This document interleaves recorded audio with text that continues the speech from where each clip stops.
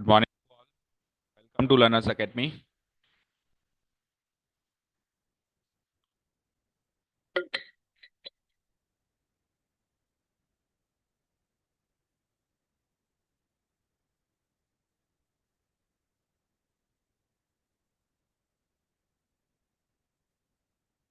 So today's class is going to be very, very, very important. Today's and tomorrow's class because we are introducing in front of you exercise number 11.2, right? 11.2 का आज official introduction है और इस official introduction में सबसे पहले तो एक बात समझिए। आपको जो मेन हेडिंग दिखाई दे रही है, equation of a line in A space, ये पूरा टॉपिक 11.2 को कवर नहीं करता है। इसमें दो पॉइंट्स आप देख पा रहे हो, ये और ये। तो ऐसा लग रहा होगा कि ये दो पॉइंट्स हमने पढ़ लिए तो शायद 11.2 का इंट्रोडक्शन हो गया, ऐसा लग रहा होगा अभी फर्स्ट इंप्रेशन में। But this is not the case. इसके अलावा आपको दो टॉपिक्स और सीखने हैं, फिर 11.2 का इंट्रोडक्शन कवर होगा। दो टॉपिक्स का नाम मैं बता देता हूँ। द थर्ड टॉपिक विल, मतलब इसको दो टॉपिक मान लो। The third topic will be angle between two lines, how to find them, और या फिर गिवन हो तो आगे के concepts. And the fourth and the last concept will be shortest distance between two lines. Shortest distance between two lines. हाँ, ये चार टॉपिक अगर हम पढ़ लेंगे तो फिर हमारी 11.2 का इंट्रोडक्शन पूरी तरीके से खत्म होता है। ओके। अब केवल अगर फॉर्मूला लिखवाने की बात हो, अगर किसी के स्कूल में चैप्टर हुआ हो इन केस, तो फॉर्मूला बेस्ड एक्सरसाइज आपको लगी होगी। अगर फॉर्मूला लिखवाने की बात हो तो अभी 15 मिनट में चारों टॉपिक्स के फॉर्मूले लिखवा सकते हैं, इसके इसके इसके इसके, और एक्सरसाइज का इंट्रोडक्शन यहीं पे ओवर हो सकता है। But this is not going to help in any manner. क्यों? क्योंकि सीधा डायरेक्ट क्वेश्चन 3D में आएगा, ये बात भूल के भी आप एक्सपेक्ट मत करना। वेक्टर में आ सकता है, 3D में हमेशा घुमा हुआ क्वेश्चन आएगा। तो जो सीधा क्वेश्चन आप पढ़ के गए हो, जो डायरेक्ट फॉर्मूला बेस्ड है, वो तो कर लेंगे हम, बट जब घूम के आएगा तो वो फॉर्मूला बेस्ड क्वेश्चन ही कर पाएंगे, फिर घुमा हुआ क्वेश्चन हम नहीं कर पाएंगे। तो क्या जरूरत है हमको करने की?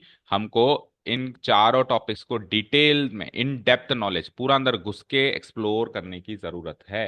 एक्चुअली ये कहना क्या चाहता है, पूरी बात समझने की हमको जरूरत है। समझ गए? क्लियर?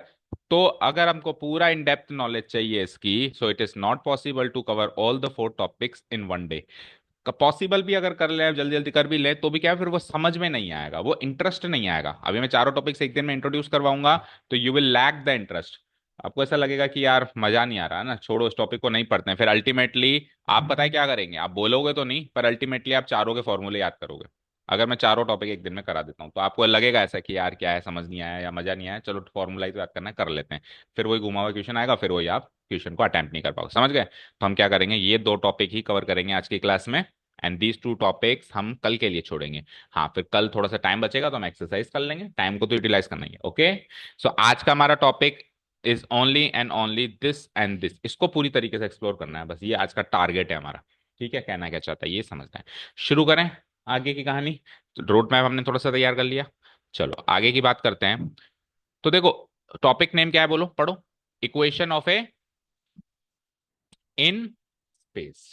तो अब तक अपन इक्वेशन ऑफ लाइन जानते थे इसका मतलब, पर स्पेस में नहीं जानते थे। इन स्पेस उसने मेंशन किया ना, तो इन स्पेस मेंशन करने का सीधा सीधा ताल्लुक ये है, जल्दी बैठो क्विकली, और थोड़ा इधर इधर आके बैठो, इधर शिफ्ट हो जाओ थोड़े सारे। प्रियांशी आप भी यहीं आ जाओ।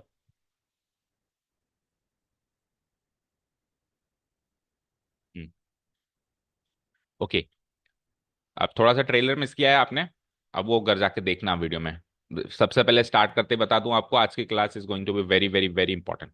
ठीक है, सो पूरे होशो हवा से आज की क्लास देखनी है अगर आपको 3D पे पकड़ हासिल करनी है तो। ठीक है ना, नहीं तो मिसलेनियस का क्वेश्चन टच नहीं कर पाओगे। देखो डिस्क्लेमर है पहले से, वैधानिक चेतावनी है। ओके। बिल्कुल ध्यान से समझेंगे, कोई डाउट हो तो पूछेंगे। तो देखो, topic name is equation of a line, पर आगे मेंशन किया हुआ है इन स्पेस। तो इन स्पेस मेंशन करने का मतलब ही यही है कि हम इक्वेशन ऑफ लाइन तो पहले ही जानते थे सर, पर इन स्पेस नहीं जानते थे। तो फिर क्या जानते थे? ऑन ए प्लेन जानते थे, ऑन ए 2D प्लेन, जो कार्टेशियन प्लेन जिसको हम बोलते हैं, प्लेन पर अगर एक लाइन लाए करती है तो उसकी इक्वेशन बनाना या सीखना या उसके बारे में बातचीत करना हम जानते थे, यस और नो। अब इस बार क्या कर रहे हैं, हम स्पेस में सीख रहे हैं, ओके ना। चलो बिल्कुल वर्ड टू वर्ड चल रहा हूं मैं। देखो इक्वेशन ऑफ ए लाइन है ना, तो आप तो मुझे ये बताओ और कुछ मत बताओ, सोच के बताओ, जो भी आप, जैसे भी आपकी नॉलेज है अभी तक की, जितना भी आप जानते हो, लाइन की इक्वेशन एक्चुअली होती क्या है। हम लाइन की इक्वेशन ही क्यों बनाते हैं। लाइन है ना बढ़िया मस्त है, लाइन लाया कर रही है, प्लेन पे लाया कर रही है, स्पेस में लटक रही है कहीं पर भी, है ना, उड़ रही है। स्पेस में तो हर चीज उड़ ही रहा है। तो हम लाइन की इक्वेशन बनाए ही क्यों, मतलब व्हाट इज द सिग्निफिकेंस, हमको देती क्या है लाइन की इक्वेशन, या लाइन की इक्वेशन हमने बना ली तो उससे हमारा कौन सा काम ऐसा था जो पहले नहीं हो रहा था, जो अटक रहा था और अब ये हो रहा है। समझ गए मेरा सवाल, समझ गए क्या, कि लाइन की इक्वेशन वाला कॉन्सेप्ट ही क्यों है हमारे पास, क्यों बनाए हम लाइन की इक्वेशन ही क्यों बनाए। So does anyone has answer, या जो भी समझ में आ रहा है बताओ, लाइन की इक्वेशन को क्या देती है, what information does it give. चलो ऐसे समझो, अगर मैंने लाइन की इक्वेशन बता दी कि बेटा ये ले इस लाइन की इक्वेशन है, तो वो इक्वेशन आपको उस लाइन के बारे में क्या जानकारी दे रही है, what information does it carries. समझ गए, बोलो। और जरूरी नहीं है 3D में बताओ, 2D में बता दो, बस मेरे को तो इक्वेशन ऑफ ए लाइन का सिग्निफिकेंस सिग्निफिकेंस बता दो। हम्म। डायरेक्शन बताती है, ओके फाइन। एनी अदर, यानी कि इक्वेशन हमको डायरेक्शन बताएगी।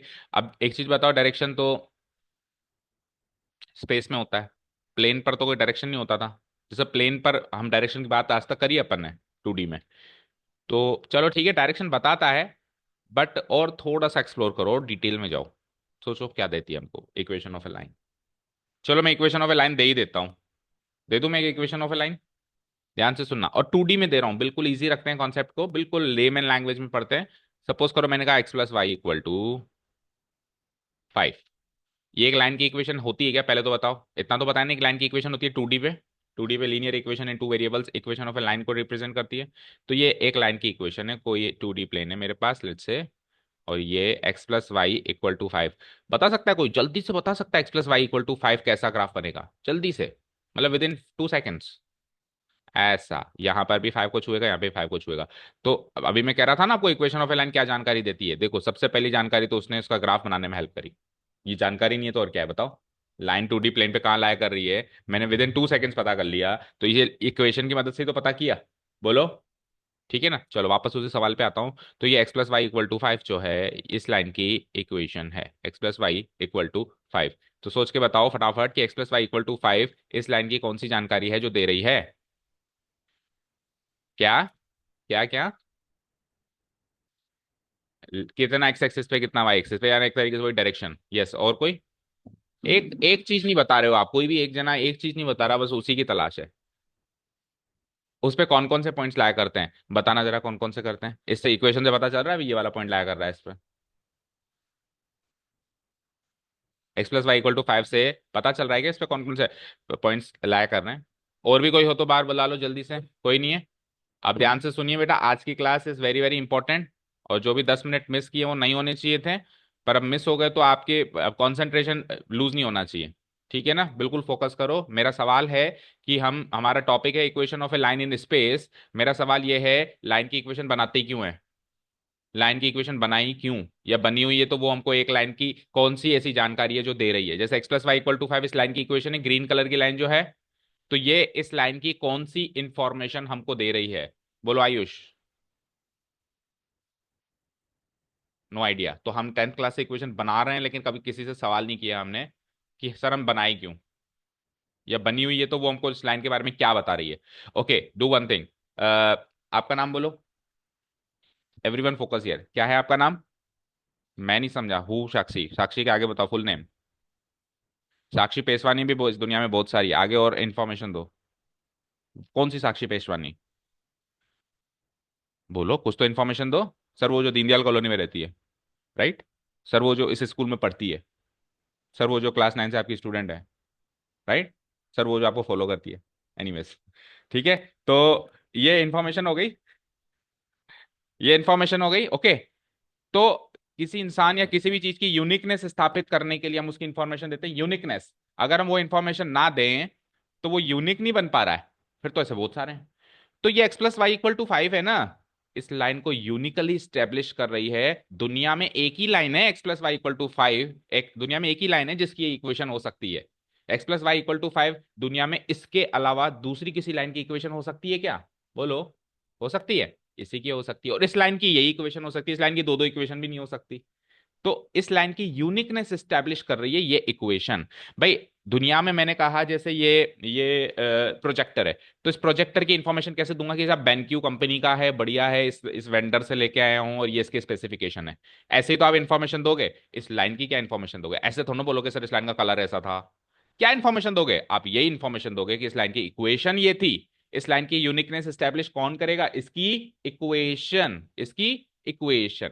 और अब आपको बताता हूं जो थोड़ा बहुत आप कह रहे थे, ये लाइन, इस ये इक्वेशन ध्यान से सुनिएगा जो मैं कह रहा हूं। आपको बताया होगा 10th में ऑब्वियसली किसी ने, पर आप भूल रहे हो। ये इक्वेशन इस लाइन पर लाए होने वाले मिलियंस एंड बिलियंस पॉइंट्स के दोनों कोऑर्डिनेट्स का रिलेशन है। इस लाइन पर लाए होने वाले किसी भी पॉइंट के एक्स और वाई कोऑर्डिनेट का सम 5 आने वाला है। ये इंफॉर्मेशन हमको मिली है इस इक्वेशन से। यानी कि इस लाइन पे सर 2,3 भी लाया करेगा क्योंकि उसका सम भी 5 होता है। इस लाइन पे सर 3,2 भी लाया करेगा, उसका सम भी 5 होता है ना। इस लाइन पे सर 5,0 भी लाया करेगा क्योंकि उसका सम भी 5, और 0 का सम भी क्या होता है? 5 होता है। इस लाइन पे 0,5 भी लाया करेगा। इस लाइन पर सर 6,-1 भी लाया करेगा। 6 - 1 भी तो 5 होता है। तो इस इक्वेशन ने क्या जानकारी दी? इस लाइन पर लाए होने वाले ओनली 1 पॉइंट, 2 पॉइंट, 3 पॉइंट नहीं, millions and billions, infinite points लाया करते हैं लाइन पे, ये तो क्लियर है ना। तो इनफाइनाइट पॉइंट्स पर लाया करने वाले हर एक पॉइंट को इसकी ये शर्त माननी पड़ेगी, x plus y equal to 5। एक शर्त ऐसे मान लो, ये एक शर्त है जो हर एक पॉइंट को माननी पड़ेगी अगर उसको उस लाइन पर लाए करना है तो। मुझे बताओ, ये 2,3 के बगल में 3,3 भी है। सॉरी ये उल्टा लिख दिया मैंने, ये होगा 2,3, जो भी है जैसे भी है, अभी तो एग्जाम्पल कर रहे हैं 3,2। तो ये 3,2 की बगल में मान लो यहाँ पे 4,3 भी है। तो ये वाला जो पॉइंट है ये इस लाइन पे क्यों नहीं लाया कर रहा भाई? क्या गलती करी इसने? ये इस शर्त को नहीं मानता सर। ये इस शर्त को नहीं मानता। वो कहते हैं ना कि मेरे गांव में रहोगे तो मेरी शर्तों पे चलना पड़ेगा। तो ये इक्वेशन, ये लाइन कहती है कि मेरे ऊपर लाया करना है ना अगर आपको, तो मेरी इक्वेशन पे जो भी शर्त लिखी हुई, ये शर्त ही तो है कि दोनों कोऑर्डिनेट्स का सम 5 आना चाहिए। उस शर्त को मानोगे तो मेरे ऊपर आप लाया कर सकते हो या मैं आपसे पास थ्रू करूंगी। क्लियर? समझ गए? तो इक्वेशन ऑफ ए लाइन क्या देती है? उस पर लाए होने वाले किसी भी पॉइंट के दोनों कोऑर्डिनेट्स के बीच में एक रिलेशन देती है। जैसे x plus y equal to 5 एक रिलेशन है दोनों कोऑर्डिनेट्स के बीच में। ये रिलेशन ऐसा भी हो सकता है 2x + 3y equal to something. X coordinate का दुगना करो, वाई कोऑर्डिनेट का 3 गुना करो, और अब 5 आना चाहिए। अब बताओ ऐसे कौन से पॉइंट्स है जो इस शर्त को मानते हैं, वो उस पर लाया करेंगे, तो वो लाइन यूनिक हो जाएगी। Is this thing clear to each and everyone? ठीक है। क्योंकि क्या होता है, कई बार इक्वेशन ऑफ लाइन गिवन होती है, बनवाता नहीं है, गिवन होती है। तो गिवन होती है तो हमको क्या चीज गिवन है हमको यही नहीं पता। हमको उस पर लाए होने वाले पॉइंट्स का रिलेशन गिवन है। समझ गए क्या? ओके। यहां तक किसी को कोई भी डाउट? नो। चलो अब आगे सुनना जो मैं कह रहा हूं। Equation of line in space, जैसा कि मैंने कहा इन स्पेस पे बाद में आते हैं। अभी तक हम क्या जानते हैं? अभी तक हम ऑन प्लेन जानते हैं। प्लेन पर जो लाइन लाया करती है, यानी 2D प्लेन पर जो लाइन लाया करती है उसकी इक्वेशन हम जानते हैं। ठीक है ना? कैसी होते हैं? 2D प्लेन ऐसा होता है, और इस पर मान लो ये वाली लाइन लाया कर रही है ऐसे, लाइन एल। लाइन को हम स्मॉल लेटर से डिनोट कराते हैं, ये तो आपने 9th क्लास से सीखा हो गया, इससे पहले भी सीखा हो, LMN, इस ऐसे हम किसी भी लाइन को स्मॉल लेटर से डिनोट कराते हैं। तो ये लाइन एल है। तो इसकी जो इक्वेशन है, जैसा कि अभी मैंने कहा, कुछ भी 2 वेरिएबल में बनती है, जैसे कि 2x + 3y इक्वल टू 10। ये इस लाइन की इक्वेशन हो सकती है ना, फॉर एग्जाम्पल। है या नहीं है वो सवाल नहीं है, हो सकती है ना? हो सकती है। तो आपके हिसाब से सोच के बताना कि जब 2D प्लेन पर थे, सोच के बताना है ना। और जो जैसा आ रहा है ना, भले रफली आ रहा है तो भी बोलना ना, come out with your what ever you have in your mind, है ना। अगर ये लाइन की 2D के अंदर इक्वेशन थी, तो पहली इंप्रेशन में क्या आ रहा है कि 3D में कैसी होगी? यस, यही तो जवाब चाहिए था मेरे को सबके माइंड से, क्योंकि ये गलत जवाब है। इसी को तो निकालना है। सबको ऐसा लगता है कि 2D में 2 वेरिएबल थे तो 3D में 3 वेरिएबल होंगे। सबको ऐसा लगता है। लो मैंने तीसरा वेरिएबल बढ़ा दिया, अब सुनना। 2x + 3y प्लस, सर एक टर्म बढ़ा दो, आप एक काम करो 7z और कर दो ना। इक्वल टू 10 कर दो ना, तो ये 3D में इक्वेशन बन गई, और क्या, इतना ही तो आसान होता। But this is not the equation of a line. Plane और स्पेस तो छोड़ो, ये लाइन की इक्वेशन ही नहीं है। ये जो चीज देख रहे हो आप राइट साइड में, ये किसी भी लाइन की इक्वेशन नहीं है, ये प्लेन की इक्वेशन है। किसकी इक्वेशन है? किसकी इक्वेशन है? Equation of a plane. अब कहोगे सर कट गया, अरे कट गया तो नॉलेज तो ले लो। प्लेन की इक्वेशन है ये, यानी कि तीसरा टर्म बढ़ने का मतलब है तीसरा डायमेंशन बढ़ गया। लाइन में एक डायमेंशन था, प्लेन में दो डायमेंशन है, तो एक डायमेंशन बढ़ा है हमारे पास। ठीक है, चलो और छोटे लेवल पे स्टार्ट करते हैं। मुझे एक चीज बताओ, मैंने ये इक्वेशन रखी, इक्वेशन देखना ऊपर रख रहा हूं मैं, 2x + 3 = 10। छोटी सी इक्वेशन है, सोच के बताओ ये इक्वेशन किसकी होगी? कौन से ज्योमेट्रिकल फिगर की ये इक्वेशन होगी? लाइन की, प्लेन की, किसकी?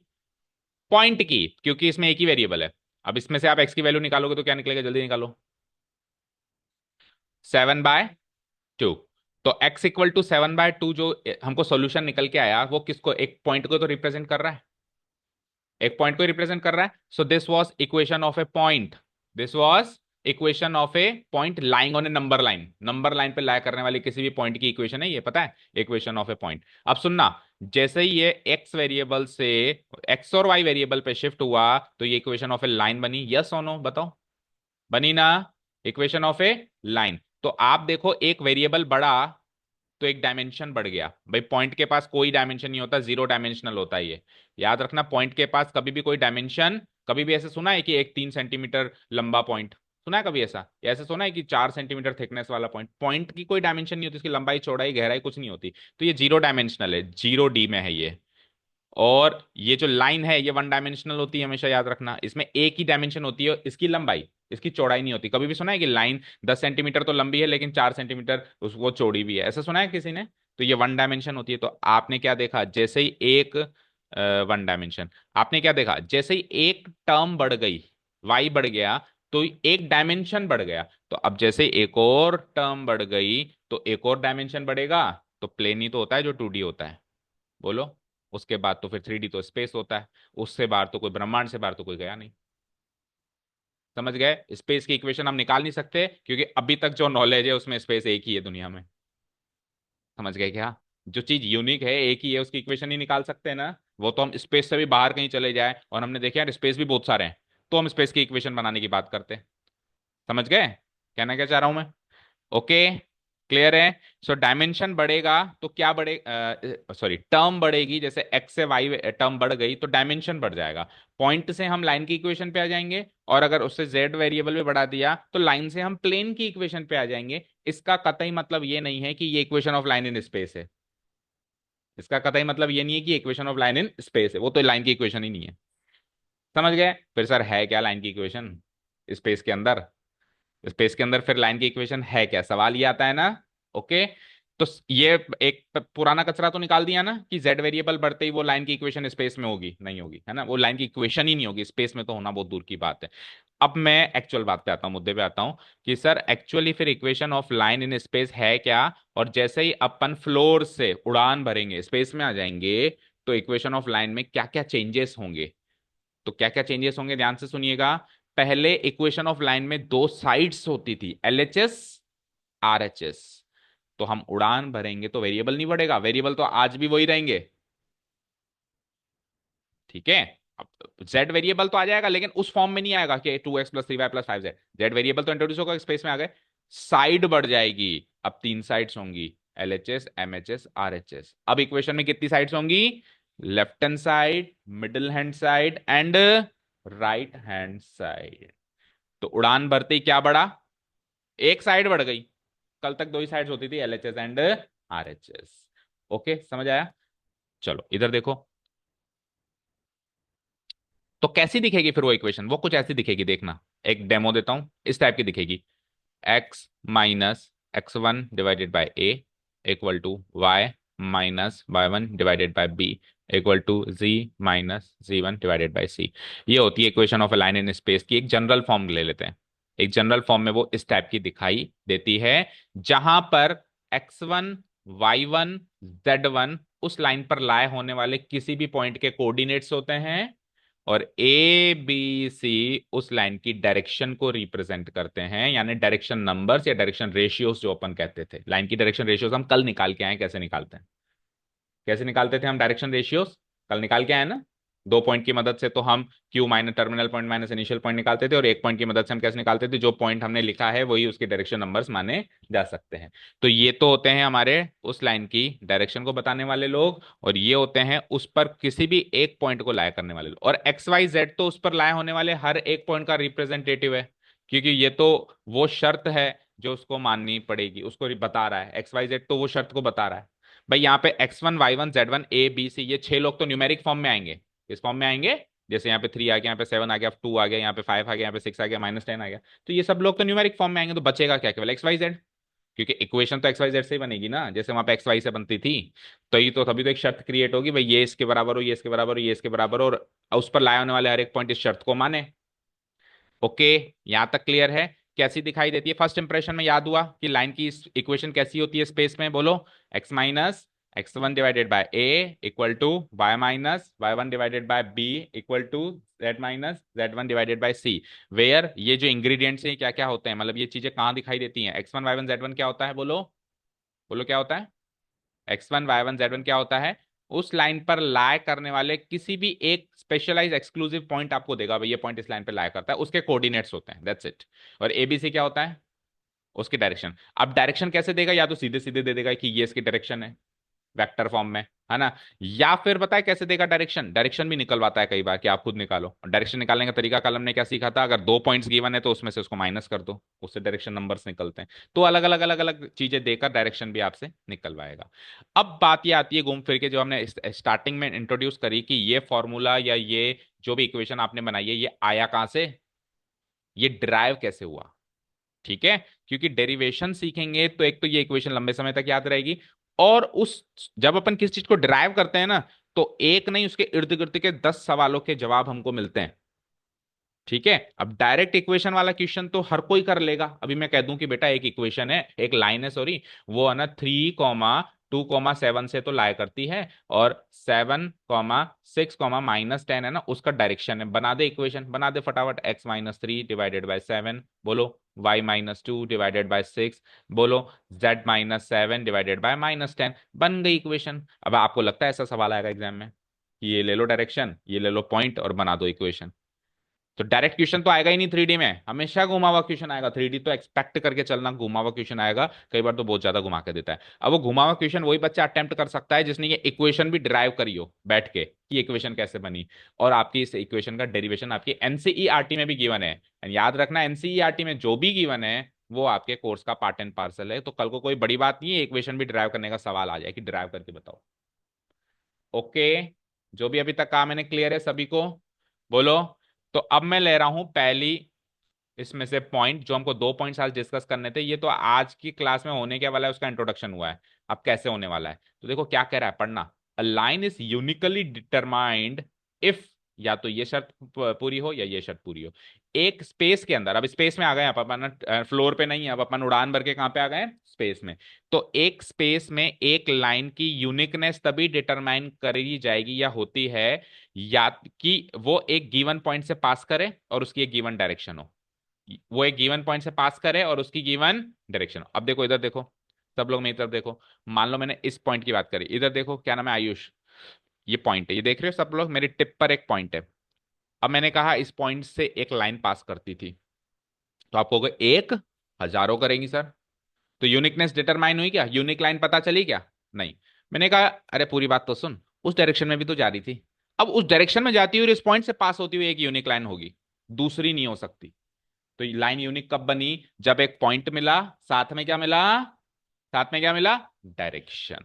तो एक केस तो ये है कि एक लाइन को यूनिकली डिफाइन करने के लिए हमको एक पॉइंट गिवन होना चाहिए और साथ में उसकी क्या होनी चाहिए, डायरेक्शन। दूसरा सुनो, चलो आप ये मत दो सर, तो फिर ये दे दो, दो पॉइंट्स दे दो एक की जगह, अब भले डायरेक्शन मत दो। अब आप एक की जगह कितने पॉइंट्स दे दो, दो, एक ये एक ये। अब इन दोनों पॉइंट से पास थ्रू होने वाली इस स्पेस में एक यूनिक लाइन है। ओके, सर फिर डायरेक्शन तो आपने बताई नहीं, दो पॉइंट्स आ गए तो डायरेक्शन मैं खुद ही निकाल लूंगा, दिस माइनस दिस। तो एक तरीके से दो पॉइंट देना भी इनडायरेक्टली डायरेक्शन देना है। 2 पॉइंट देना भी इनडायरेक्टली क्या देना है, डायरेक्शन देना है। ओके, समझ गए। तो हम उसमें से पहला पॉइंट उठाने वाले हैं कि a line is uniquely defined if it passes through a given point and has given direction। Okay, इस पॉइंट को हम उठाने वाला है।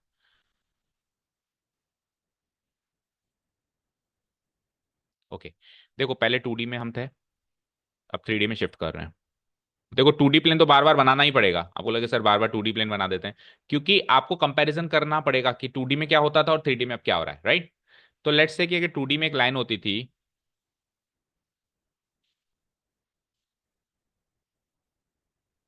बेटा आधी से ज्यादा पिक्चर निकल गई, तो तेरे को ये भी सोचना पड़ेगा पिक्चर का हीरो कौन है और स्टोरी क्या चल रही है। सपोज करो 2D में एक लाइन होती थी, लाइन एल। बातें नहीं, अरे बातें नहीं बोला ना। 2D में अगर एक लाइन होती थी, तो इसकी इक्वेशन बनाने के लिए हमको क्या क्या चीजें की जरूरत होती थी, हमने straight line chapter number 10 11th class में सीखा है। स्लोप गिवन होना चाहिए, यस वेरी गुड। और क्या होना चाहिए, कुछ 4 5 केसेस थे अगर आपको याद हो तो। स्लोप इंटरसेप्ट फॉर्म, दोनों intercept form, two intercept form, total intercept form जिसको बोलते हैं।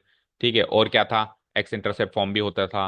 अच्छा, ये भी होता था कि अगर एक लाइन 2 पॉइंट से पास करे तो इतना भी सफिशियंट है, उससे भी इक्वेशन बन जाती थी, 2 पॉइंट फॉर्म। ठीक है, तो इस तरीके से अलग अलग फॉर्म होती थी ना। तो ये जो दो केस है ना, ये भी एक तरीके से वो दो फॉर्म्स हैं। भाई ये गिवन हो तो ऐसे इक्वेशन निकालेंगे, और वो गिवन हो तो वैसे इक्वेशन निकालेंगे। ठीक है, अब मैं इस लाइन को शिफ्ट कर रहा हूं 2D से 3D पे, उड़ान भर रहे हैं अब अपन, है ना। सो 3 डायमेंशनल स्पेस बना देते हैं हम जल्दी से, जो कि हम काफी दिनों से बना रहे हैं, वेक्टर अलजेब्रा जब से स्टार्ट किया है। Y axis, x axis and z axis. ठीक है, this be my y axis, this be my x axis and this be my z axis। और अभी भी एक लाइन है मेरे पास, ये वाली वो लाइन L है, जो एक्चुअली वही लाइन है जो उधर दिख रही है, पर उसने क्या करी, जस्ट उड़ान भर ली, अब वो स्पेस में आ गई। ठीक है, और जब भी 3D स्पेस बनाओ तो अगर आपको दिक्कत हो तो आप एक फ्लोर बना दिया करो, तो आपको 3D स्पेस इमेजिन होगा, एक्स वाई प्लेन बना दिया करो। ओके, देखो ये लाइन पहले फ्लोर पे थी, ये जो एक्स वाई फ्लोर देख रहे हो ना, वो एक्चुअली ये वाला है, ये एक्स वाई फ्लोर ये वाला है। पहले अपन फ्लोर पे थे तो ऐसा दिखता था, अभी अपन हवा में आ गए तो वो फ्लोर कुछ ऐसा दिख रहा है। ओके, तो ये लाइन पहले फ्लोर पे थी और अब इसने उड़ान भरी। अच्छा, किसी को भी ऐसा लग रहा है क्या आप में से कि ये जो लाइन एल है ना, ये जेड एक्सिस को इंटरसेक्ट कर रही है, ये लाइन एल इस जेड एक्सिस को इंटरसेक्ट कर रही है, ऐसा लग रहा है क्या? कर भी सकती है, बट गारंटी नहीं है। एक्चुअली ये ऐसा है, इधर देखो, एक्चुअली ऐसा है कि जेड एक्सिस पीछे है और लाइन आगे है। ठीक है, अब सपोज करो अभी मैं आपके यहां से पिक्चर ले लूं, फोटो ले लूं, और फोटो को मैं 2D में देख रहा हूं, तो आप जो आगे पीछे हैं अभी, ये इसके पीछे, ये इसके पीछे, ये है, तो फोटो के अंदर तो इंटरसेक्टेड दिखाई देंगे ना वो। फोटो के अंदर तो इंटरसेक्टेड, अभी सपोज करो मेरे पीछे कोई कैरेक्टर है और आप फोटो ले लो, तो आप फोटो के अंदर देखोगे तो मेरे कंधे से फिर उसकी उसकी शक्ल स्टार्ट हो रही है, तो हम इंटरसेक्टेड दिखाई देंगे फोटो में। बट एक्चुअली हम एग्जिस्ट कैसे करते हैं, आगे पीछे। तो वही बात है कि ये इंटरसेक्टेड केवल फोटो में दिखाई दे रही है, ये लाइन हो सकता है इंटरसेक्टेड भी हो, पर ये एक्चुअली आगे पीछे है, जेड एक्सिस पीछे है और ये हवा में उसके आगे है। ओके ना, तो ये तो इमेजिन हो गया ना कि लाइन एल कैसे हवा में लटक रही है, स्पेस के अंदर है। ओके, इमेजिन हो गया। अब इस लाइन की इक्वेशन बनाने वाले हैं, गेट रेडी टू फ्लाई। ठीक है ना, लाइन ने तो फ्लाई कर दिया, अब अपन फ्लाई कर रहे हैं। चलो ध्यान से सुनिएगा, क्या कहा मैंने, पहला केस क्या है, क्या फ्लैश हो रहा है, देखो वहां पे, if it is passing through a given point and has a given direction। तो जो पॉइंट से वो पास कर रही है उसको मैं ले लेता हूं पॉइंट ए। क्या ले लेता हूं, क्या ले लेता हूं, बोलो, पॉइंट ए। और 3D में है तो 3 कोऑर्डिनेट्स में वो पॉइंट होगा, तो 3 कोऑर्डिनेट्स में वो पॉइंट होगा तो उसके कोऑर्डिनेट्स, अभी जनरल केस ले रहे हैं तो x1 y1 z1, कोई भी न्यूमेरिक फॉर्म में आपको मिल जाएगा ये, यहाँ तो कोई डाउट। आगे क्या कह रहा है, उसकी डायरेक्शन भी होगी सर, क्योंकि पहला केस यही है कि डायरेक्शन वो देगा। अब सवाल ये कि डायरेक्शन कैसे देगा, तो सबसे जो उसका मतलब जनरल तरीका है डायरेक्शन देने का, वो बताएगा आपको कि ये जो लाइन है ना, एक गिवन वेक्टर से पैरेलल है। गिवन वेक्टर से पैरेलल होना ही डायरेक्शन देना है। अब वो उसकी लैंग्वेज देखो कैसे चलेगी, कई बार तो क्या कहेगा, the line was parallel to the given vector, कई बार पता है क्या कहेगा, the line is passing along the given vector. कई बार क्या कहेगा कि ये लाइन की डायरेक्शन उस वेक्टर से ले लो, उस वेक्टर के कोऑर्डिनेट से ले लो, उस वेक्टर के जो डी आर है वहां से ले लो कोऑर्डिनेट्स, मतलब समझ गए। तो कुल मिला के डायरेक्शन देने का मतलब क्या है, वेक्टर देना जिससे वो लाइन पैरेलल है, जिससे वो लाइन पैरेलल है। तो जो वेक्टर वो देगा उस वेक्टर को हाल फिलहाल मैं वेक्टर वेक्टर बी मान लेता हूं। क्या मान लेता हूं? Vector b. ठीक है, क्लियर है। अब वेक्टर बी मैंने इसलिए माना है क्योंकि वेक्टर ए में इसको मानने वाला हूं, जो पॉइंट मुझे की बने। ओके। अच्छा जी, अब मुझे बताओ, लाइन की ये दोनों इन्फॉर्मेशन तो मिल गई, जिससे वो पास थ्रू हो रही है वो इन्फॉर्मेशन भी मुझे मिल गई। मैं इक्वेशन डिराइव करके बता रहा हूं आपको, जो इक्वेशन अभी मैंने आपको बता दी, जो आपको याद रखनी है इन फ्यूचर, वो डिराइव कैसे, उसके बारे में हम बात कर रहे हैं अभी यहाँ पे। ठीक है ना। अच्छा, अब यहां से इक्वेशन भी दो तरीके से बनेगी, एक तो बनेगी वेक्टर फॉर्म में और एक बनेगी कार्टेशियन फॉर्म में। वेक्टर फॉर्म में उस इक्वेशन में वेक्टर्स नजर आएंगे, कार्टेशियन फॉर्म में उस इक्वेशन में वेक्टर्स नहीं नजर आएंगे, बस नंबर्स नजर आएंगे। ठीक है, अभी जो मैंने इक्वेशन बताई थी वो किस फॉर्म में थी बताया, वो कार्टेशियन फॉर्म में थी। अभी मैंने बताई ना, x minus x one divided by a y minus, वो किस फॉर्म में थी, कार्टेशियन फॉर्म। और अभी अपन डिराइव कर रहे हैं, पहले अपन वेक्टर फॉर्म की इक्वेशन डिराइव कर रहे हैं, फिर वेक्टर फॉर्म से कार्टेशियन फॉर्म डिराइव करना बड़ा आसान सा काम है, वो मैं आपको अभी वेक्टर के बाद बता दूंगा। तो अभी अपन वेक्टर फॉर्म की इक्वेशन डिराइव कर रहे हैं केस नंबर 1 की। उसी तरीके से केस नंबर 2 की भी दो इक्वेशन बनेगी, वेक्टर फॉर्म की अलग और कार्टेशियन फॉर्म की अलग। ठीक है, अब जो मैं पूछ रहा हूं बताना कि अगर एक लाइन की इक्वेशन बना रहे हैं तो उस लाइन पर एक पॉइंट अज्यूम करना पड़ेगा पी, उस लाइन पर एक पॉइंट अज्यूम करना पड़ेगा पी, जो उस लाइन पर लाए होने वाले हर एक पॉइंट का रिप्रेजेंटेटिव हो, जिसके कोऑर्डिनेट्स एक्स वाई जेड हो। क्योंकि इक्वेशन बनेगी तो एक्स वाई जेड से ही बनेगी ना। तो एक्स वाई जेड, ये पी क्या है एक्चुअली, ए और पी में डिफरेंस क्या है, ए तो एक पर्टिकुलर पॉइंट है, ए तो क्या है, एक पर्टिकुलर पॉइंट है। पी क्या है, एक मूविंग पॉइंट है। पी जो है यहां पर भी है, पी जो है यहां पर भी है, पी जो है यहां पर भी है, मतलब पी वो पॉइंट है जो हर एक पॉइंट को रिप्रेजेंट कर रहा है, इवन पी ए को भी रिप्रेजेंट कर रहा है। समझ गए, पी जो है वो इस गिवन पॉइंट को भी रिप्रेजेंट कर रहा है। तो अब हमारे पास कितने कौन कौन सी इंफॉर्मेशन हो गई, एक पॉइंट एक की इंफॉर्मेशन हो गई, एक पॉइंट पी मैंने अज्यूम कर लिया। जब भी हम इक्वेशन बनाएंगे तो एक जनरल पॉइंट पी हमको मानना ही पड़ेगा। यहाँ पे 2D में भी मानते थे, अगर आपने पांचों केसेस जो हमने स्ट्रेट लाइन चैप्टर में सीखे, उसकी डेरिवेशन अगर किसी ने सीखी हो, या डायरेक्टली याद कर लियो तो कह नहीं सकते, लेकिन अगर डेरिवेशन किसी ने सीखी हो 11th क्लास में, तो उस डेरिवेशन के अंदर एक्स वाई नाम का एक पॉइंट मानना पड़ता था। क्या मानना पड़ता था, एक्स कोमा वाई। तो अब यहाँ पे क्या मानना पड़ेगा, x comma y comma z. अच्छा, ये ओरिजिन है, ये तो पता है सबको। तो इन दोनों पॉइंट्स के पोजीशन वेक्टर्स बना सकते हैं, क्योंकि हम वेक्टर फॉर्म की इक्वेशन बना रहे हैं तो पोजीशन वेक्टर्स चाहिए होंगे। तो इस पॉइंट का position vector o OP vector माना जाएगा, और इस पॉइंट का पोजीशन वेक्टर क्या माना जाएगा, ओए वेक्टर माना जाएगा। ठीक है, तो इस ओए वेक्टर को एक बार के लिए हम सिंगल लेटर ए से डिनोट करा देते हैं, वेक्टर ए। और इस ओपी वेक्टर को हम वेक्टर आर से डिनोट कराएंगे। जो जनरल पॉइंट पी माना जाएगा उसके पोजीशन वेक्टर को स्मॉल लेटर में हम हमेशा, यहाँ नहीं, आगे आने वाले हर एक कॉन्सेप्ट में, इसमें आगे मिसलेनियस हर जगह हम उसको वेक्टर आर मानेंगे। ठीक है, यहां तक कोई डाउट किसी को भी? अब यहां पर एक ट्राइंगल बन रहा है ओपीए, बन रहा है क्या, बोलो। यहाँ पे एक ट्राइंगल बन रहा है ओपीए। तो इस ट्राइंगल लॉ के अंदर अगर मैं, इस ट्राइंगल के अंदर अगर मैं ट्राइंगल लॉ अप्लाई करूं तो कैसे अप्लाई होगा बताना, बोलो। इसके अंदर अगर मैं ट्राइंगल लॉ अप्लाई करूं, ये ट्राइंगल दिख रहा है ना, हाईलाइट करूं, हाँ, r vector plus p vector equal to a vector, ये सही बोला। ये ट्राइंगल दिख रहा है। तो देखो, वेक्टर आर, चलो दो लेटर में बात करते हैं। तो vector OP plus vector P A बराबर वेक्टर ओ ए, होगा नहीं होगा, ऐसे जाके ऐसे जाओ या डायरेक्ट ऐसे जाओ, बराबर होगा ना। वेक्टर्स की दुनिया में समझ सीखे है ना हमने कि दो वेक्टर्स का सम उस ट्रायंगल की तीसरी साइड को रिप्रेजेंट करता है, ट्रायंगल लो। चलो अब सिंगल लेटर में लिखें तो वेक्टर ओपी क्या है, vector r, plus p a vector क्या है, ये भी निकालना है हमको, पी ए वेक्टर ही लिख देते हैं इसको। और वेक्टर ओ ए क्या है, बोलो, वेक्टर ओ ए क्या है, वेक्टर है। देखो, अब जो हमने हमने स्टार्ट कर दिया ना, वो थोड़ा स्लाइटली डिफरेंट है जो बुक में गिवन है। एक्चुअली बुक में ए पॉइंट यहाँ पर है, पी पॉइंट यहाँ है, तो वो तो कोई फर्क नहीं पड़ता, मैं एपी वेक्टर से स्टार्ट करूं या पीए वेक्टर से स्टार्ट करूं, इक्वेशन तो वैसे ही बनने वाली। ठीक है, तो ये वेक्टर आर लिखा मैंने, ये वेक्टर पीए लिखा, और मैंने वेक्टर ए लिखा।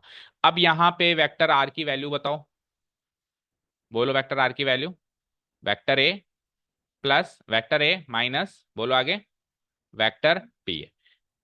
ओके। अब सर सब कुछ पता है, वेक्टर ए मुझे गिवन होगा, होगा ना, वेक्टर ए मुझे गिवन होगा, मतलब उसके कोऑर्डिनेट्स गिवन होंगे तो उसके पोजीशन वेक्टर में बना दूंगा। वेक्टर आर वही जनरल पॉइंट के वेक्टर है, बस वेक्टर पी ए मुझे पता चल जाए। तो मुझे बताओ ये लाइन एल किससे पैरेलल है? लाइन एल किससे वेक्टर है? एक डायरेक्शन भी तो गिवन है आपको, किससे वेक्टर है, किससे पैरेलल है? वेक्टर बी से। तो लाइन एल अगर वेक्टर बी से पैरेलल है तो लाइन एल पर लाए होने वाले हर एक वेक्टर भी पी वेक्टर से पैरेलल होगा। तो लाइन एल पर कौन सा वेक्टर लाए कर रहा है? Vector P A. तो ये वेक्टर पी ए भी इससे पैरेलल होगा। और एज फार एज अभी तक हम जितना जानते हैं, अगर दो वेक्टर्स पैरेलल हैं तो एक को दूसरे की लेमडा टाइम्स लिखा जा सकता है, यानी दोनों के कोऑर्डिनेट्स क्या होते हैं? प्रोपोर्शनल होते हैं। तो वेक्टर पी ए की वैल्यू मिल गई यहां से क्या? Lambda times vector b. इसको यहां पे सब्स्टिट्यूट कर दो और बन गई आपकी equation, vector are equal to vector a minus lambda times vector b. अब जो इक्वेशन बुक में बनी है उसमें माइनस की जगह प्लस है, उसमें क्या है? माइनस की जगह प्लस है। तो माइनस की जगह प्लस है तो वो तो एडजस्टेबल है ना, वो तो एक तरीके से उसके कोऑर्डिनेट्स ही तो हैं।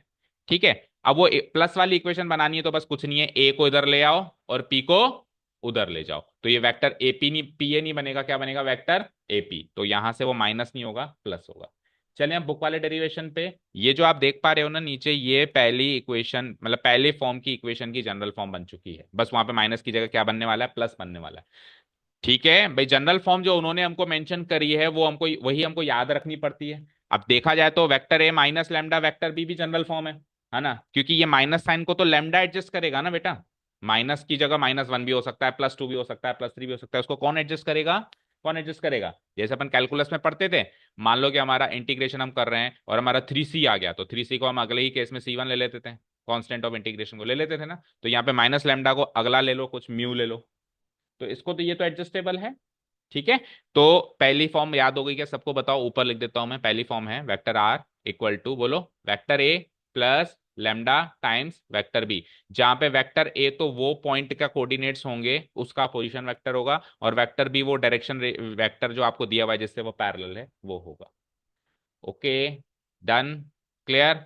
चलो नोट सेक्शन पे आओ, एक बार रीड आउट करते हैं। ये हमारा एक केस खत्म। अच्छा, लेकिन इसकी कार्टेशियन फॉर्म भी तो बनानी है। Equation of a line is the equation of a line can be determined in any one of the following is if any one of the following is given. दोनों में से कोई भी चीज गिवन हो तो हम इक्वेशन ऑफ लाइन डिटरमाइन कर सकते हैं। पहला केस जो हम उठा रहे हैं, the line passes through a point and has a given direction. दूसरा पॉइंट जो अभी हम इसके बाद उठाएंगे, the line passes through not one given point, it will pass through two given points. अगर हमको गिवन है तो भी हम लाइन को यूनिकली डिटरमाइन कर सकते हैं। उसमें से पहला केस जो हमने उठा लिया है, equation of a line passing through a given point and parallel to a given vector, ये फर्स्ट हेडिंग हो गई। ठीक है ना। इसमें जो हमने अभी ग्राफ बनाया था, बना बनाया, देखो अभी बना बनाया भी बता सकता था अभी बेटा, ये बना बनाया इसमें देख लो, लेकिन फिर उसमें वो अंडरस्टैंडिंग नहीं क्रिएट हो गई। अब इस बने बनाए में देखो, देखो दोबारा आ जाओ, देखो पी पॉइंट को बाद में ले लिया और ए पॉइंट को पहले ले लिया, तो एग्जैक्टली वही इक्वेशन बन गई जो बुक में बनी हुई है। ओके, ओ ओरिजिन यहाँ पे हो गया, तो जो पॉइंट गिवन है उसके पोजिशन वेक्टर को हमने ए ले लिया, जो पॉइंट जनरल पॉइंट है उसके पोजिशन वेक्टर को हमने आर ले लिया, और एपी भी एक तीसरा वेक्टर बन गया। कोई डाउट नहीं है, बोलो। ओके, वेक्टर ए की कंपोनेंट फॉर्म ये होगी, क्योंकि वेक्टर ए में ए पॉइंट के coordinates x1 y1 z1 given है, तो उसकी कंपोनेंट फॉर्म क्या बनेगी? बोलना, x1 i cap, y1 j cap और z1 k कैप। ठीक है, वेक्टर आर के, वेक्टर आर क्या है? पॉइंट पी का पोजीशन वेक्टर, पॉइंट पी के कोऑर्डिनेट्स क्या है? x y z। तो वेक्टर आर की जो कंपोनेंट फॉर्म बनेगी वो क्या बनेगी? X i cap plus Y j cap plus z k cap. और एक वेक्टर बी और गिवन होगा जिससे ये गिवन लाइन पैरेलल है, जिससे ये गिवन लाइन पैरेलल है, उसके जो कंपोनेंट फॉर्म है वो हम मान लेते हैं ए I cap, B J cap, सी के कैप। तो ये इंफॉर्मेशन हमारे पास तीन वेक्टर्स हो गए, एक, दो, तीन। ओके, तीन वेक्टर्स हो गए। पढ़ो आगे क्या कहता है। Line l is parallel to vector b, yes और नो? एक एक पॉइंट को जस्टिफाई करो। Line l is parallel to vector b, yes और नो? तो लाइन एल पर जो वेक्टर एपी है यहां से लेके यहां तक, ये भी पैरेलल होगा वेक्टर बी से। Vector AP will also be parallel to vector b. और अगर दो वेक्टर पैरेलल हैं तो एक को दूसरे का लेमडा टाइम्स लिखा जा सकता है क्योंकि प्रोपोर्शनल होते हैं। तो वेक्टर एपी की वैल्यू मिल गई क्या? Lambda times vector b. Okay, suppose करो मैंने कहा बेटा ये वेक्टर इस वेक्टर के पैरेलल है और उस वेक्टर की इंफॉर्मेशन है, तो इस वेक्टर की इंफॉर्मेशन कैसे आएगी? ये लाइन तो नहीं लिख के आ सकते ना कि ये इसके पैरेलल। मैथमेटिकल इंफॉर्मेशन क्या मिली कि ये लाइन उसके पैरेलल है, दैट मींस इस लाइन को उस लाइन की वेक्टर फॉर्म का लेमडा टाइम्स लिखा जा सकता है। ठीक है, ये मैथमेटिकल इंफॉर्मेशन हो गई। और जनरल इंफॉर्मेशन क्या हो गई कि दोनों लाइन पैरेलल है। तो इक्वेशन बनाएंगे तो मैथमेटिकल इंफॉर्मेशन लिखनी पड़ेगी ना। तो ये इसके लैम्डा टाइम्स लिखा जा सकता है, इसको इक्वेशन 1 करके मार्क करके छोड़ दिया। अब अपन अप्लाई कर रहे हैं ट्राइंगल लॉ, वो जो वहां पे ट्राइंगल क्रिएट हुआ उसमें। ठीक है, तो वहां से हमने देखा कि vector are equal to vector A plus vector A p, हमारा यहाँ पे पी ए बना था ना, हमारे यहाँ पे क्या बना था, पी ए। ओके, अब वेक्टर ए पी को हम क्या लिख सकते हैं, लैम्डा, देखो चलो ऊपर ट्राइंगल लॉ लगा के भी देख लो, vector are equal to A plus A P बन रहा है कि नहीं बन रहा है, चेक करो। वेक्टर आर, देखो इधर आओ, ओ से लेके ए गया, ठीक है, ए से लेके पी गया, या ओ से लेके पी गया, एक ही बात है। तो vector O A plus vector A P equal to vector OP. Vector O A क्या है, vector A, vector A P अभी उससे पैरेलल है तो उसको लिख सकते हैं हम लैम्डा टाइम्स वेक्टर बी, और वेक्टर ओपी क्या है, वेक्टर आर। तो ये एग्जैक्टली वही इक्वेशन बन गई जो बुक में मेंशन है, r equal to vector A plus lambda times vector b. बोलो क्लियर है क्या सबको, पहली इक्वेशन और उसका डेरिवेशन दोनों चीजें, बोलो क्लियर है। Vector are equal to vector A plus lambda times vector b, from equation 1 हमने क्या किया है, वेक्टर एपी की वैल्यू को कॉपी किया है। वेक्टर एपी की वैल्यू को जो हमने ऊपर छोड़ के आया था ना, vector AP equal to lambda times vector b, हमने इक्वेशन 1 से वापस उठा ली। तो ये वेक्टर फॉर्म बन चुकी है पहले केस की इक्वेशन की।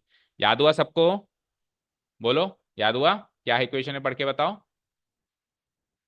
आर वेक्टर कोई नहीं बोलेगा, वेक्टर आर बोलेंगे, plus lambda times vector B.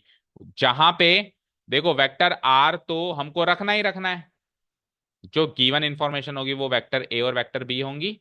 तो जो अकेला है वो तो पॉइंट की इंफॉर्मेशन दे रहा है, जो लेमडा से मल्टीप्लाई होकर आया है वो डायरेक्शन की इंफॉर्मेशन दे रहा है, यानी उस वेक्टर की इंफॉर्मेशन दे रहा है जिससे वो गिवन लाइन पैरेलल है।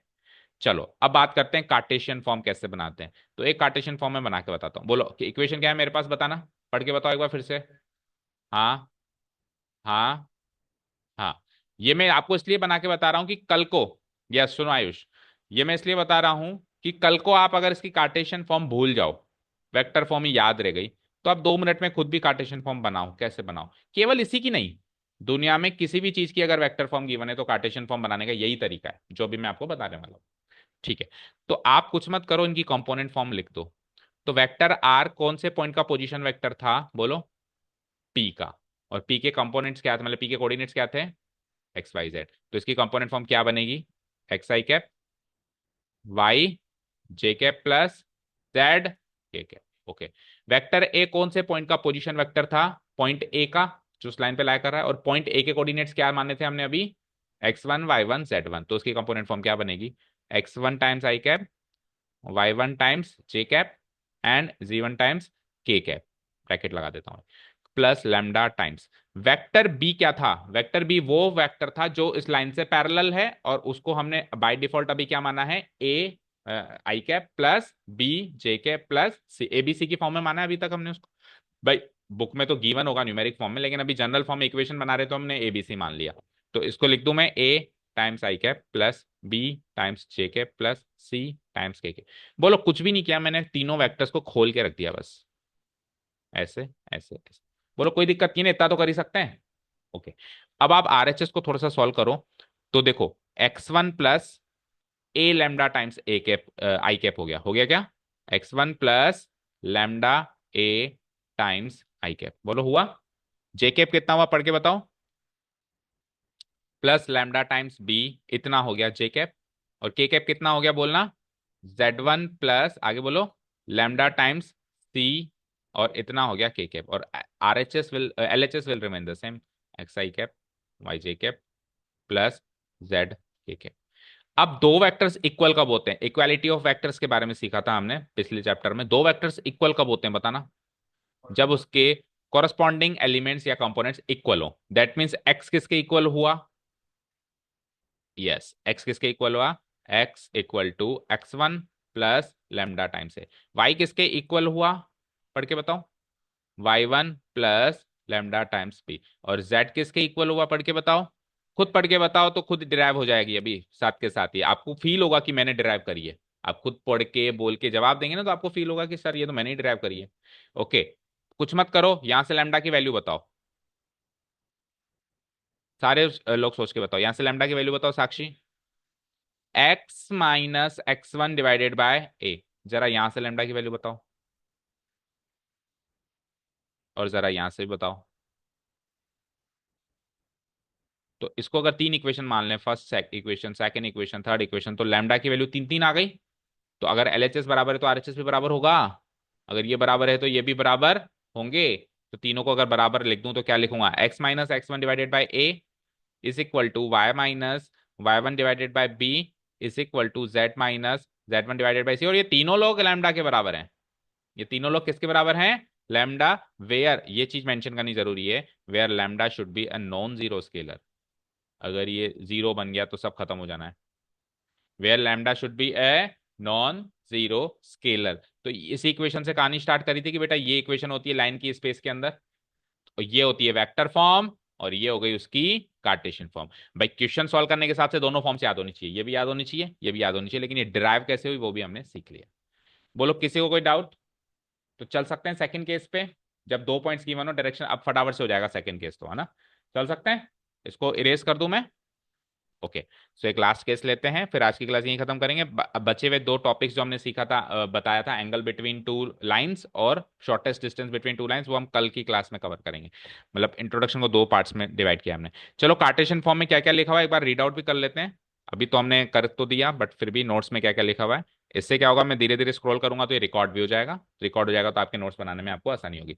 देखो वेक्टर आर ये था, वेक्टर ए ये था, और वेक्टर बी जो वो पैरेलल वेक्टर था वो ये था। तो हमने बस कुछ नहीं किया, vector are equal to A plus lambda b में वैल्यूज पुटअप कर दी। एक्चुअली जो हमने किया वही लिखा हुआ है। ठीक है, ये वेक्टर आर ये रहा, ठीक है, वेक्टर ए ये रहा, और लेमडा टाइम्स वेक्टर बी ये रहा। फिर आरएचएस को थोड़ा सा फर्दर सॉल्व कर लिया तो ये बन गया हमारा। फिर हमने वन टू वन कंपेयर कर लिया, तो एक्स की वैल्यू ये हो गई, वाई की वैल्यू ये हो गई, जेड की वैल्यू हो गई, वहां से लेमडा की तीन वैल्यूज निकल गई। तीनों को कंपेयर करके हमने इक्वेशन बना ली। कार्टेशियन फॉर्म बन चुकी है आपकी। Ready? X minus x one divide by a, y minus Y one divide by b, z minus Z one divided by c. Where a b c क्या होंगे, वेयर एबीसी क्या होंगे बोलना? डायरेक्शन रेशियोज किसके? वो लाइन जिस वेक्टर से पैरेलल है उसके। समझ आया? वेक्टर बी के जिससे वो पैरेलल है। भाई आपको इन्फॉर्मेशन में क्या मिलेगा, एक वेक्टर मिलेगा जिससे ये लाइन पैरेलल है, तो उसके डायरेक्शन रेशियोज ये नीचे रखे हुए हैं। और जो पॉइंट गिवन होगा जो उस लाइन पे लाया करेगा वो यहां रखा हुआ होगा। समझ गए ना? क्लियर है? ओके, सेकंड केस आ जाइए। Equation of a line passing through two points. अब साहब लाइन जो है एक पॉइंट से पास ना करके दो पॉइंट से पास कर रही है, और दो पॉइंट से पास कर रही है तो डायरेक्शन देने की जरूरत नहीं है, क्योंकि डायरेक्शन उसी से निकल जाएगी। तो सिंपलेस्ट फॉर्म में बताऊं तो अभी तक आपने equation of line in space क्या सीखी, पढ़ के बोल के बताओ। अभी तक आपने equation of line in space क्या सीखी? बोलो। अभी भी तो सीखी 2 सेकंड पहले। दूसरी तो अब चल रही है ना, अभी तक क्या सीखी, पहली फॉर्म बताओ। एक्स माइनस, अच्छा दो फॉर्म ऐसे कह रहे हो, वेक्टर और कार्टेशियन बताओ। हाँ। हाँ, इज इक्वल टू लेमडा। अब सुनना, इसी में से याद करवा देता हूं दूसरी फॉर्म भी। ये पहली फॉर्म थी। अब जो दूसरी फॉर्म आएगी उसमें ये सोचो कि ऐसी क्या चीज है जो पहली फॉर्म में गिवन थी वो नहीं गिवन होगी, और अब ऐसी क्या चीज है जो एक्स्ट्रा गिवन होगी। पिछली फॉर्म में क्या क्या गिवन होता था, एक पॉइंट और डायरेक्शन। अब क्या क्या गिवन होगा, दो पॉइंट। तो यानी कि ये ए बी सी नहीं होंगे सर। हाँ, दो पॉइंट होंगे तो कोई भी एक पॉइंट को x one y one z one रख लेंगे। भाई एक की जगह एक एक्स्ट्रा मिल गया ना, एक की जगह एक पॉइंट एक्स्ट्रा मिल गया। तो यानी कि न्यूमरेटर तो will remain the same, numerator वाला जो पार्ट है वो तो सेम रहेगा, क्योंकि एक पॉइंट कोई भी फिट करना है ऊपर, अब तो हमारे पास दो दो हैं, कोई सा भी फिट कर देंगे। बोलो कोई डाउट? अब डिनोमिनेटर बता दो सर वो क्या रहेगा। फॉर्म तो कुछ ऐसी रहेगी, फॉर्म तो यही रहेगी, left hand side middle hand side रहेगी, वो तो केस है भाई, वो गिवन हो तो इक्वेशन कैसे बने। अब डिनोमिनेटर में पता है क्या होगा, ये एबीसी रहेंगे, पर ये एबीसी है नहीं हमारे पास, तो हमको जो दो पॉइंट्स गिवन है उससे हम एबीसी निकालेंगे। X two minus x one से ए निकलेगा, y two minus Y one से बी निकलेगा, z two minus Z one से सी निकलेगा। क्योंकि कल ही सिखाया हमने कि डायरेक्शन रेशियोज जब दो पॉइंट्स के गिवन हो तो terminal point minus initial point से डी आर हम निकालते हैं, सवाल भी कर लिया कल हमने इसका। बन गई। तो एक तरीके से एक केस याद है तो दूसरा भी याद है। उसमें क्या मिसिंग है, एबीसी। उस एबीसी को हमने डिराइव कर लिया, दो पॉइंट्स दे तो रही हो सर आप। तो आप x1 y1 z1 x2 y2 z2 ये 6 चीजें दे रहे हो, तो x2 माइनस x1 ही मेरा a है, y2 माइनस y1 ही मेरा b है, और z2 माइनस z1 ही मेरा c है। समझ आया? ये तो क्या सीखा हमने, ये डेरिवेशन नहीं है, ये तो हमने पहले केस से दूसरे केस को डिराइव किया है। अब अपन इंडिविजुअली दूसरे केस को डिराइव कर रहे हैं, पहला केस नहीं है मेरे पास। अब अपन इंडिविजुअली आ जाते हैं ग्राफ पे, मेरे को 2 पॉइंट्स गिवन है और ये इक्वेशन कैसे बनी उसकी बात करेंगे। सो 2 पॉइंट्स अब इसी ग्राफ में देख लो चलो। एक पॉइंट ए गिवन होगा x1 y1 z1, एक पॉइंट बी गिवन होगा x2 y2 z2, और एक जो जनरल पॉइंट है जो सबका क्लास मॉनिटर होता है जो सबको रिप्रेजेंट करता है वो मैंने मान लिया यहाँ पे। कोई कहे सर आप इधर क्यों मानो, आप इधर मानो, कोई कहेगा यहाँ मानो, कोई कहे। तो देखो अगर आप चीजों को इधर उधर मानोगे तो जो इक्वेशन डिराइव होगी वो भी करेक्ट होगी, लेकिन वो बुक से एग्जैक्ट मैच करेगी ये नहीं कह सकते, वो प्लस माइनस का डिफरेंस आ सकता है। तो अभी बुक से एग्जैक्ट मैच कराने के लिए अपन इसको सेंटर मतलब ए और बी के बीच में मान लेते हैं। ओके, यहाँ तक कोई डाउट नहीं है? Okay fine. अब मुझे एक चीज बताओ सारे बच्चे, ये ट्राइंगल ओ ए पी देख पा रहे हो? हम्म, इसके अंदर ट्राइंगल ओ लगा के दिखाना जरा। तो मैं ओ से ए गया, फिर मैं ए से पी गया, या मैं डायरेक्टली पी गया, बात है क्या? तो कैसे लिखेंगे, लिख के बताओ ट्राइंगल ओ में। वेक्टर ओपी, देखो अब कोई पैरेलल वेक्टर गिवन नहीं है यहाँ पे जिससे ये पैरेलल है, वो सेकंड केस में गिवन ही नहीं है हमको, तो बस 2 पॉइंट्स गिवन है जो लाइन पे लाई कर रहे हैं, दैट्स इट, और कुछ नहीं गिवन है। और वही हमारा 3D स्पेस है जैसा पहले था। ठीक है, तो vector OP equal to vector O A plus vector AP. तो सर बन तो गई हमारी इक्वेशन, देखो वेक्टर ओपी तो आर है, वेक्टर ओ ए कल की तरह था वेक्टर है, पर सर ये वेक्टर एपी कैसे निकालें ये बता दो बस, यही तो सवाल है। वेक्टर एपी को सॉल्व करके दिखा दो, दैट्स इट। और कोई सवाल नहीं है किसी के माइंड में? ओके, मुझे बताना जरा, ये वेक्टर ए पी और जो ये वेक्टर ए बी, ये दोनों जो वेक्टर्स हैं ये दोनों पैरेलल हैं क्या, मतलब कोलिनियर हैं क्या? वेक्टर एपी और वेक्टर ए बी कोलिनियर हैं क्या? तो वेक्टर एपी को lambda times vector A B लिख सकते हैं क्या, क्योंकि दोनों कोलिनियर हैं। चलो तो मैं काम करता हूं, उसको हटा के lambda times vector A B लिख देता हूं, चलेगा ना ये तो? अब दूसरा सवाल है सर वेक्टर ए बी कैसे पता करूं फिर, वेक्टर ए बी कैसे पता करूं? तो उसके लिए ओ ए बी के अंदर ट्राइंगल लो कंसीडर करो, ओ ए बी, मैं हाईलाइट कर देता हूं, ओ ए बी, यहीं से तो वेक्टर ए बी निकलेगा। अब ट्राइंगल लो लगाना जरा, तो आप ओ से ए जाओ, ए से बी जाओ, या ओ से बी जाओ, एक ही बात है। लगाओ जरा ट्राइंगल लो, रफली निकाल देता हूं मैं अलग से। ओ ए वैक्टर, बोलो आगे, प्लस आगे बोलो, A B vector is indirectly vector O B. आपको इसमें से क्या चाहिए था, ए बी चाहिए था, ए बी तो मिसिंग है वहां पे, तो वेक्टर ए बी की वैल्यू बताना जरा यहां से, बोलना vector O B minus vector O A. और एक्चुअली ये मैंने आपको डिराइव करके बताया, लेकिन आप कहीं ना कहीं जानते थे, पहले ही जानते थे। वेक्टर ए बी क्या होता है, terminal point minus initial point ही तो होता है। तो ये terminal point minus initial point, तो ये ना भी करते तो भी हम डायरेक्टली भी लिख सकता हूं कि lambda times vector A B क्या होगा, वेक्टर बी, बी पॉइंट के पोजीशन वेक्टर में से, टर्मिनल पॉइंट के पोजीशन वेक्टर में से इनिशियल पॉइंट के पोजीशन वेक्टर को घटा दो सर। अभी मैंने ड्राइव कर दिया है लेकिन इसकी जरूरत नहीं थी, क्योंकि इतना तो हम वेक्टर्स में ही पढ़ चुके हैं ना। अगर 2 पॉइंट से कोई वेक्टर पास कर रहा है तो उसकी कंपोनेंट फॉर्म कैसे बनाते हैं हम, terminal point minus initial point.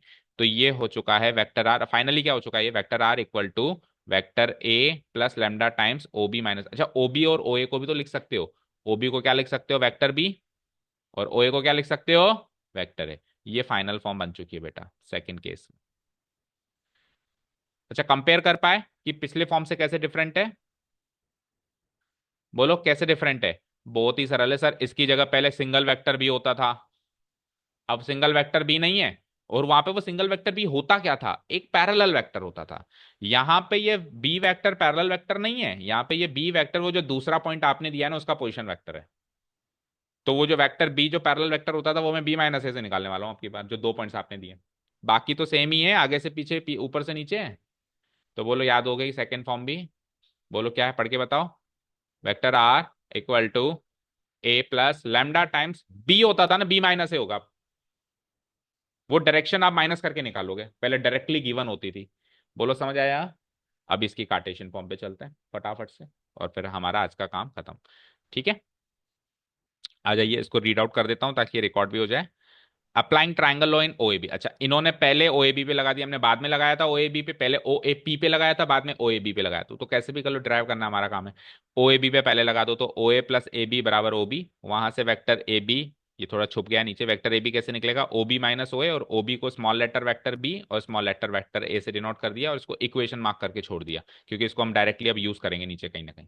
ठीक है, अब ट्राइंगल ओ ए पी में आ जाओ, जहां से एक्चुअली हमारी इक्वेशन बनने वाली है। तो ओ ए पी में ओ ए प्लस ए पी बराबर ओपी, तो यहां से ए पी बराबर ओपी माइनस ओ ए, तो एपी की वैल्यू क्या आ गई, आर माइनस ए। अब इन्होंने थोड़ा इनडायरेक्टली किया, हमने डायरेक्टली ओपी निकाल लिया था। ठीक है, कैसे भी कर लो। तो एपी की वैल्यू क्या आ गई, बोलो आर माइनस ए। अब पॉइंट्स ए पी बी तीनों एक ही लाइन पे लाया कर रहे हैं, तो वेक्टर एपी और वेक्टर ए बी कोलिनियर हो जाएंगे। तो वेक्टर एपी को ए बी का लैम्डा टाइम्स हम लिख सकते हैं। तो वेक्टर एपी की वैल्यू हो गई यहाँ पे lambda times B minus A. Vector A B को हमने यहाँ पे डिस्क्राइब कर दिया, क्या बन गया ये, लैम्डा टाइम्स बी माइनस ए। और वेक्टर एपी की वैल्यू ऊपर से कॉपी पेस्ट कर ली, ये देखो ये इक्वेशन टू से, इक्वेशन टू से हमने वेक्टर एपी की वैल्यू को कॉपी पेस्ट कर ली। क्या लिखा है उसने बताओ, आर माइनस ए। अगली स्टेप में हम माइनस ए को उधर भेज दें तो हो गया काम। अगली स्टेप में हम क्या कर दें, माइनस ए को उधर भेज दें, तो क्या बन जाएगा, ये प्लस है। तो vector are equal to vector A plus lambda times B minus है। ठीक है, समझ में आया, प्रूफ दिया।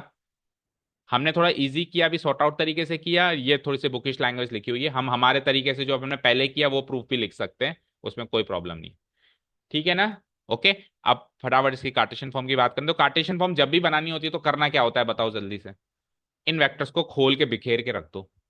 तो वेक्टर आर को खोल के रख दो, क्या बनेगा, x y z. Vector A क्या बनेगा, x one y one z one. B क्या बनेगा, अब की बारी x two y two z two. और ए क्या बनेगा, वही x one y one z one. जब मैंने इनको खोल के बिखेर के रखा, तो ये इतना बड़ा एक्सप्रेशन बन गया।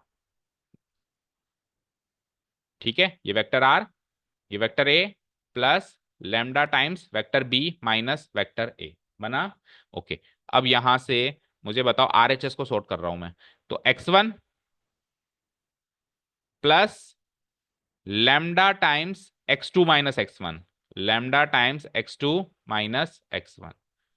ठीक है, इतने टाइम्स ऑफ आई कैप, इतने times of I cap, plus आगे बोलो x y one plus lambda times क्या बनेगा, y two minus Y one, और इतने टाइम्स क्या बनेगा, ये सब आई कैप जे कैप से कॉमन लेने के बाद ये कंपोनेंट्स मिले। एंड लास्ट, लास्ट बताओ, z one lambda times z two minus Z one, और इतने टाइम्स के कैप, क्या गलती कर दी मैंने, अच्छा ये हाँ सही है, जे कैप के कैप। ठीक है, ये तो आरएचएस पार्ट है, ये सारा क्या है, आरएचएस पार्ट। और एलएचएस पार्ट तो वेरी मच क्लियर है, ऊपर क्या रखा हुआ था, x i cap plus Y j cap plus z k cap. तो again equality of two vectors से हम कंपैरिजन करेंगे, तो एक्स की वैल्यू क्या आ जाएगी, ये x equal to x one plus lambda times of x two minus x one. Y की वैल्यू बताओ, यहां से वाई की value y two plus y one plus lambda times y two minus Y one. और z one, z बताओ क्या होगा, z one plus lambda times z two minus Z one. Okay, अब लेमडा की वैल्यू तीनों equation से निकाल के अलग करो। तो पहली इक्वेशन से लेमडा की वैल्यू बताओ, एक्स वन इधर गया, तो x minus x one divided by क्या बना, x two minus x one. दूसरे केस से क्या निकलेगी, y minus Y one divided by y two minus Y one. और तीसरी इक्वेशन से क्या निकलेगी, बोलो z minus Z one divided by z two minus Z one. तीनों को इक्वेट करके लैम्डा के इक्वल कर देते हैं, तो Cartesian form of the equation of a line in space बन गई सेकंड केस से। ठीक है, अगेन मैं एक लाइन यहां पे ऐड कर रहा हूं, फिर से सुनो, ये दो इक्वेशन नहीं है, इक्वेशन एक ही, ये दो केस हैं। केस मतलब हमको ये डेटा मिलेगा तो हम इस तरीके से इक्वेशन बनाएंगे, ये डेटा ना मिलके हमको ये डेटा मिलेगा तो हम इस तरीके से इक्वेशन बनाएंगे। इक्वेशन तो घूम फिर के उसी स्ट्रक्चर की बन रही है जैसा हमने शुरू में डिसाइड किया, तीन साइड्स वाली, L H S equal to R H S equal to L H S equal to M H S equal to R H S equal to some non zero scalar.